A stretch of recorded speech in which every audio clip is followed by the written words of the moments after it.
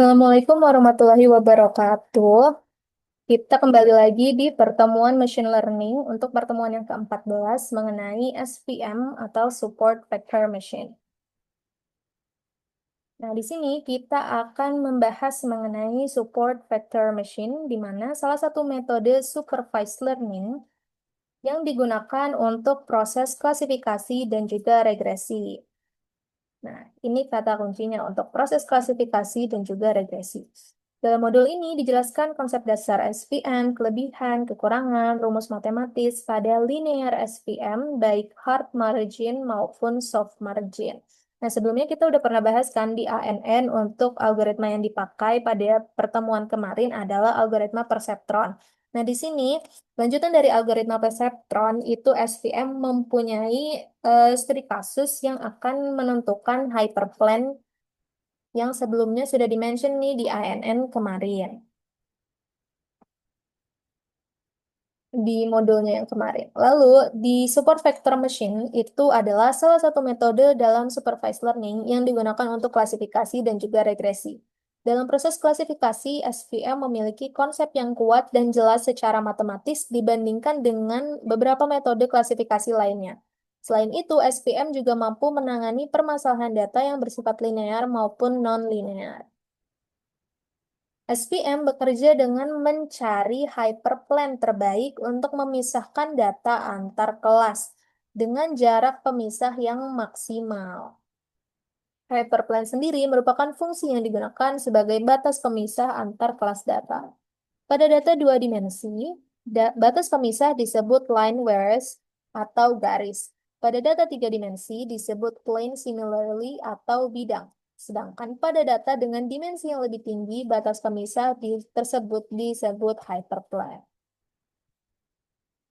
Nah, berikut gambar yang bisa dilihat dengan wedge hyperplane, decision boundary, lalu ada negative hyperplane di sini, di mana letak ini adalah pemisah untuk data dari -1 dan juga data untuk positive hyperplane atau 1.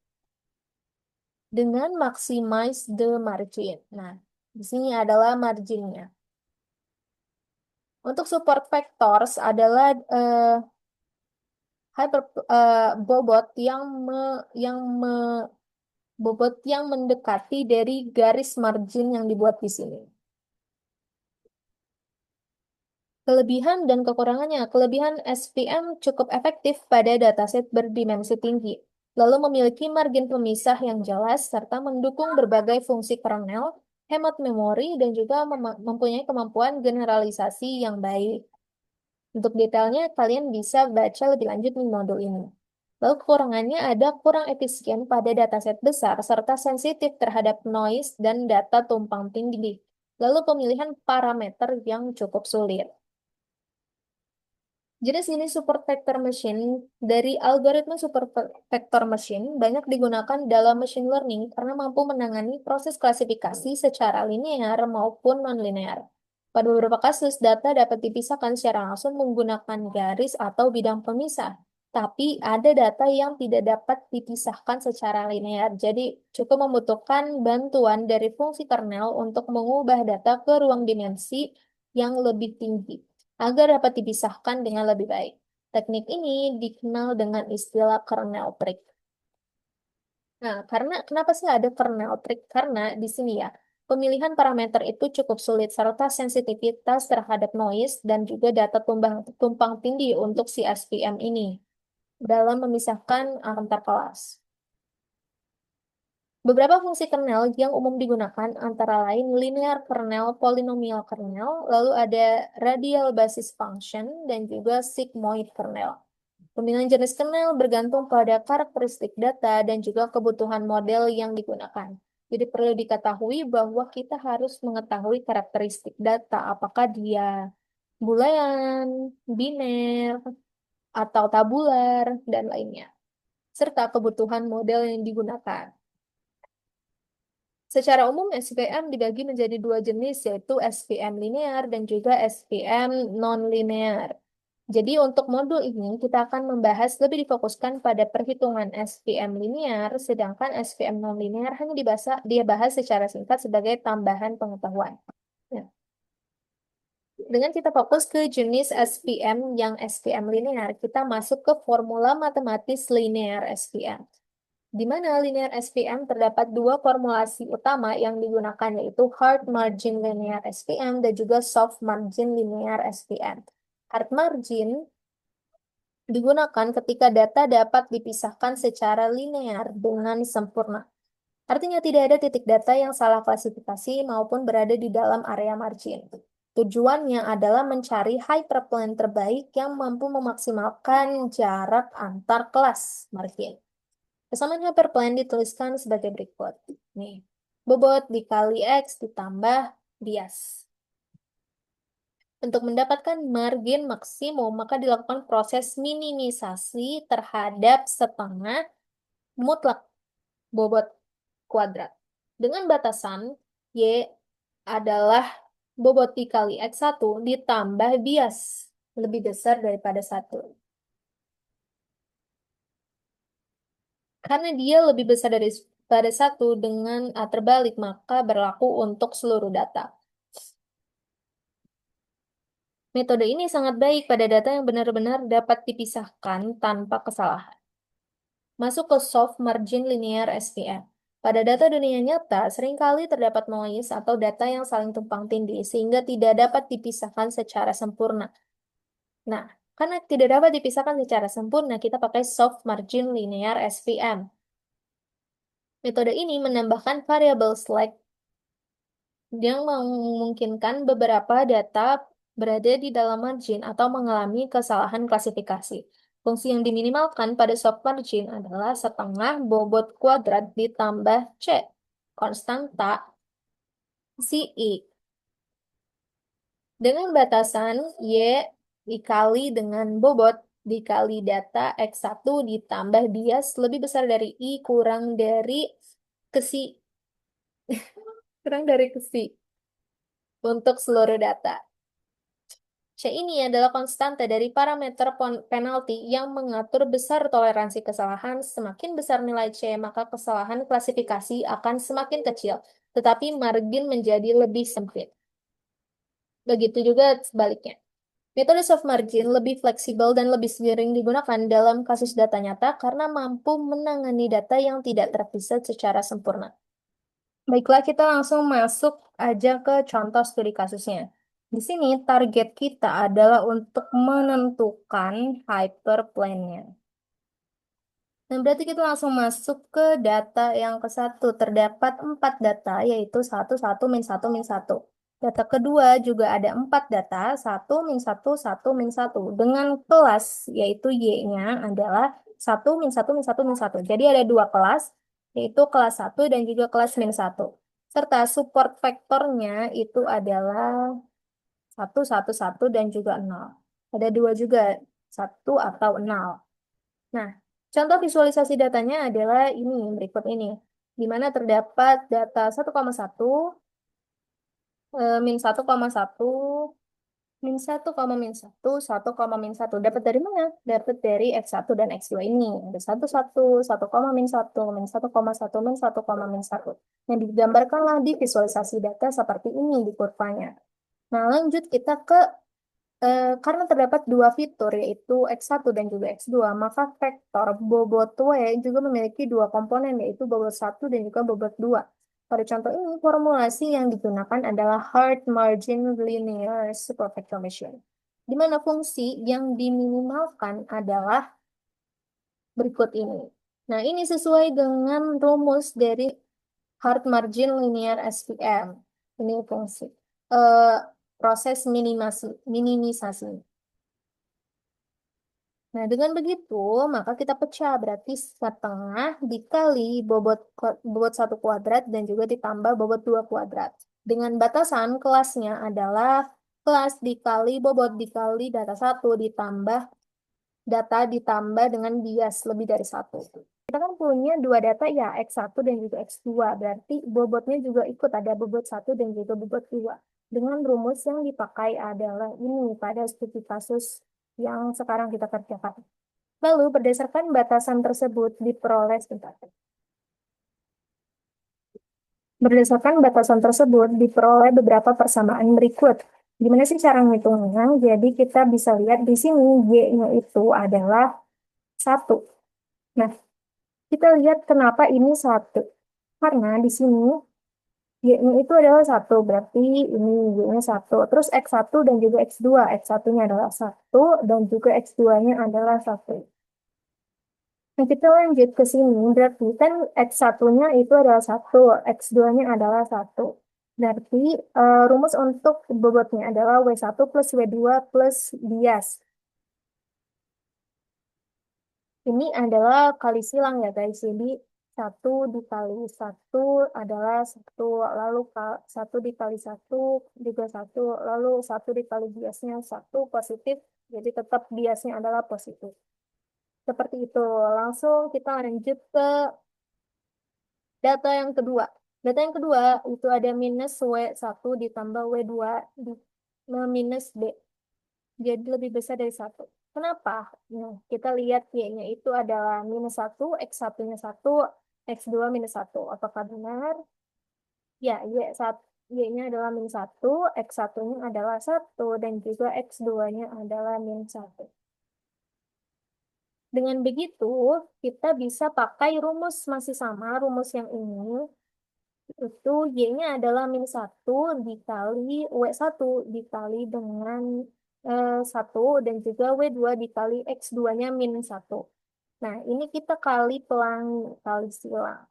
Minus satu dikali satu berarti minus W1, minus satu dikali minus satu berarti plus W2, minus satu dikali plus bias B berarti minus B.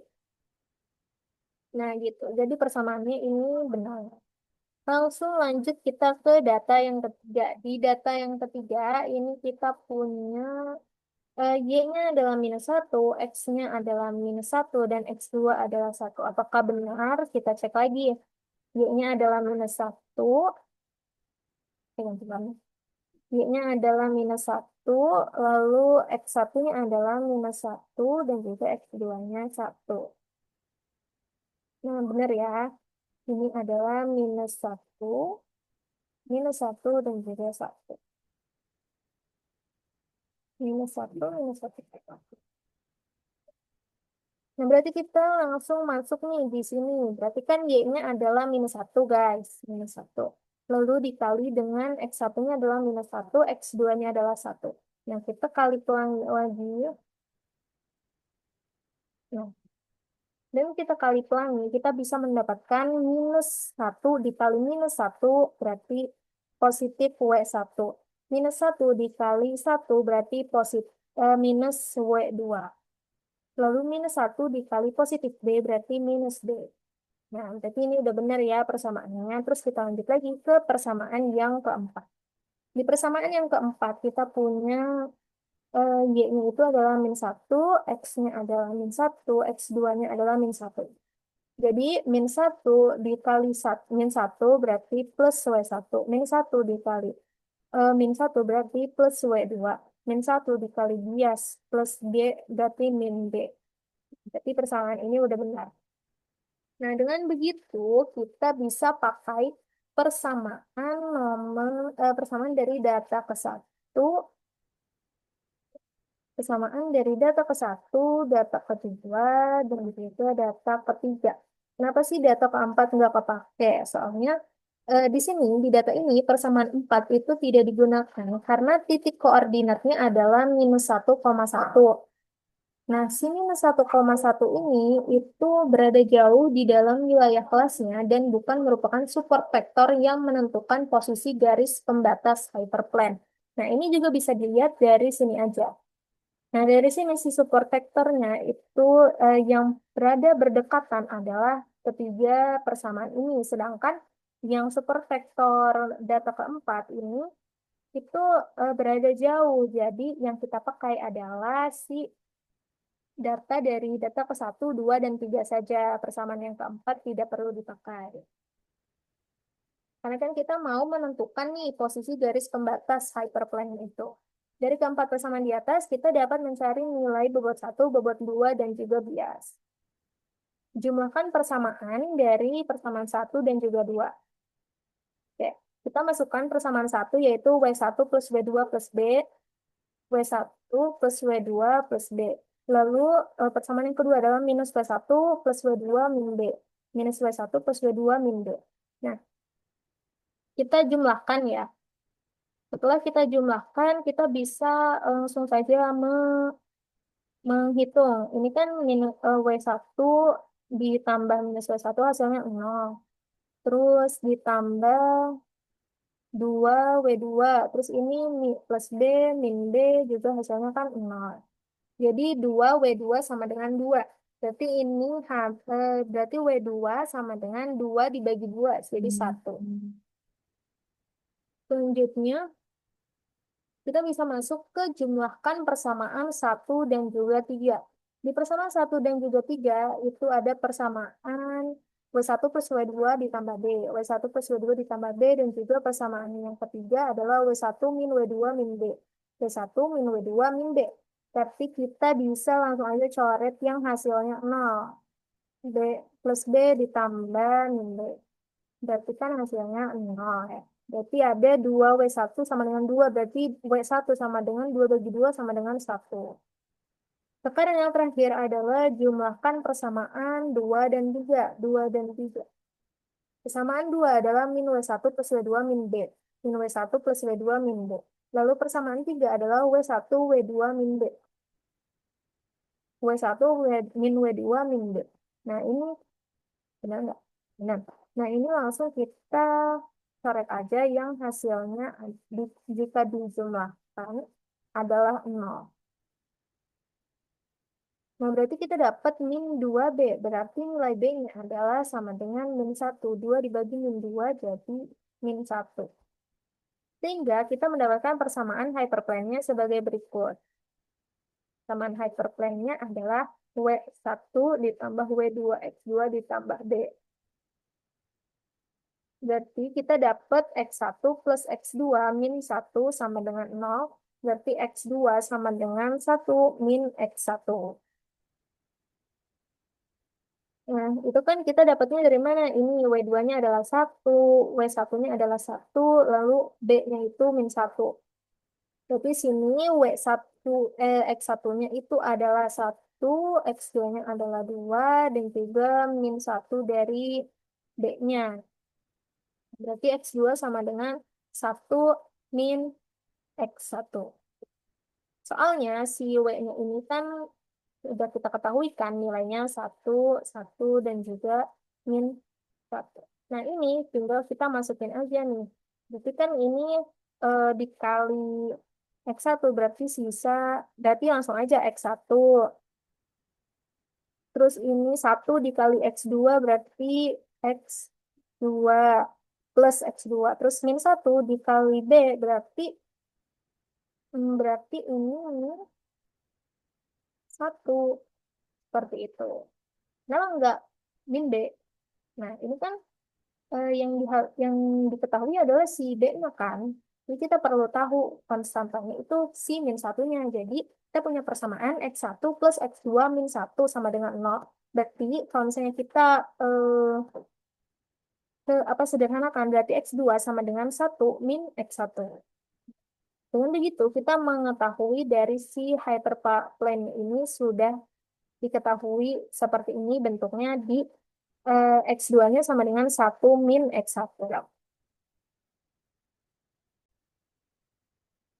Baiklah, mungkin itu saja yang dapat disampaikan. Jika ada pertanyaan, bisa disampaikan di grup atau tanya ke kakak-kakaknya. Oke, selamat belajar. Ditunggu nanti ada tugasnya. Baik, sekian dan terima kasih. Terima kasih banyak.